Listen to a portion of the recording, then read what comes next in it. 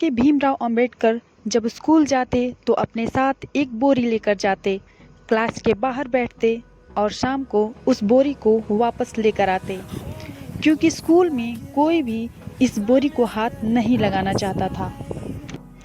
कई टीचर भीमराव अंबेडकर को पढ़ाना नहीं चाहते थे, क्योंकि बाबा साहेब भीमराव अंबेडकर का जन्म महार जाति में हुआ था, जो उस समय अछूत जाति मानी जाती थी।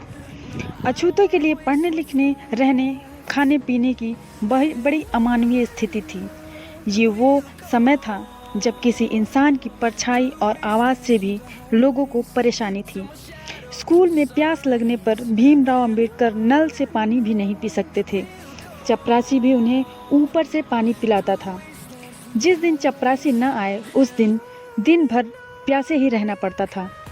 एक दिन प्यास लगने पर जब उन्होंने खुद से पानी पीने की कोशिश की तो उन्हें बहुत मारा गया। हम याद रखें, यह सब घटनाएं एक 8-9 साल के बच्चे के साथ हो रही हैं। फिर एक विशेष घटना घटी जिसने भीमराव अंबेडकर के दिमाग पर गहरी छाप छोड़ी। 1901 में उनके पिता रामजी सकपाल ने अपने 2 लड़कों को गर्मियों की छुट्टी बिताने के लिए कोरेगांव बुलाया।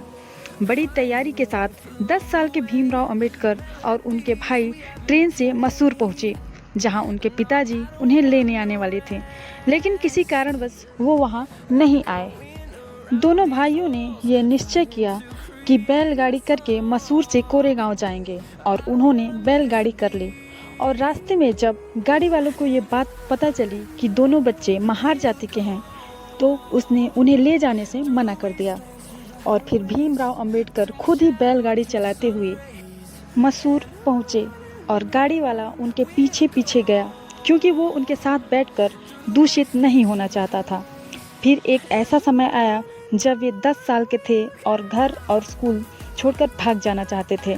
ट्रेन के टिकट के लिए उन्होंने अपनी सौतेली माँ के पर्स से चोरी की, लेकिन उन्हें पर्स में सिर्फ 1 आना ही मिला। फिर उन्होंने वो पैसे वहीं रख दिए और दृढ़ निश्चय किया कि घर छोड़ने से कुछ नहीं होगा, मैं पढ़ लिख कर अच्छी नौकरी हासिल करूंगा और आत्मनिर्भर बनूंगा। फिर ये सब सहना नहीं पड़ेगा।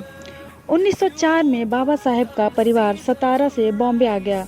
जगह बदली थी, लेकिन लोगों की सोच नहीं। एल्फिंस्टन स्कूल में उनको संस्कृत टीचर ने संस्कृत पढ़ाने से मना कर दिया, लेकिन अंबेडकर तो शिक्षा और स्वाभिमान का दृढ़ निश्चय कर चुके थे। फिर मदद मिली और बीए करने के लिए वो विदेश चले गए। कोलंबिया यूनिवर्सिटी में भीमराव ने 8 साल की पढ़ाई केवल 2 साल 3 महीने में पूरी कर ली। वे रोज़ 21 घंटा पढ़ते थे। उन्होंने इकोनॉमिक्स में एमए किया था, साथ में सोशियोलॉजी, हिस्ट्री, साइकोलॉजी, एंथ्रोपोलॉजी और पॉलिटिक्स के विषय भी पढ़े। फिर उन्होंने लंदन में लॉ की पढ़ाई के लिए इसमें एडमिशन भी मिल गया, लेकिन स्कॉलरशिप की अवधि खत्म हो जाने के कारण अधूरी पढ़ाई छोड़कर वापस आ गए। कुछ समय बॉम्बे में सिडनम कॉलेज में पढ़ाने के बाद वे कोल्हापुर के राजा की मदद से इकोनॉमिक्स और लॉ की पढ़ाई पूरी करने के लिए लंदन चले गए। बाबा साहेब अम्बेडकर को 11 भाषाएं आती थी और 64 सब्जेक्ट्स के मास्टर थे। लंदन स्कूल ऑफ इकोनॉमिक्स ने उन्हें डॉक्टर ऑफ ऑल साइंस की उपाधि दी। वे विश्व में पहले और अभी तक के केवल एक ही व्यक्ति हैं जिन्हीं के पास ये डॉक्टर ऑफ ऑल साइंस की उपाधि है। 100 साल पहले ही उनका विज़न इतना बड़ा था कि उन्होंने बहिष्कृत हितकारिणी सभा की स्थापना की, जिसका उद्देश्य था बहिष्कृत लोगों को शिक्षित करना।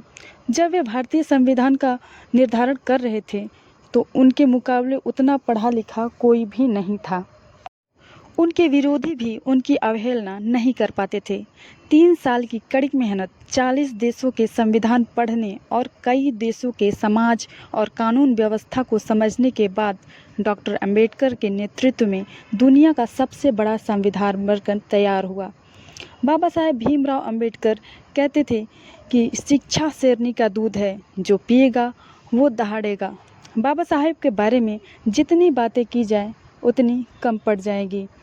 इसलिए इसी के साथ आज का ये वीडियो समाप्त हुआ। और दोस्तों, आप लोगों से अनुरोध है कि चैनल को सब्सक्राइब करें, क्योंकि हमें आपकी सपोर्ट की बहुत बहुत ज़रूरत है। धन्यवाद।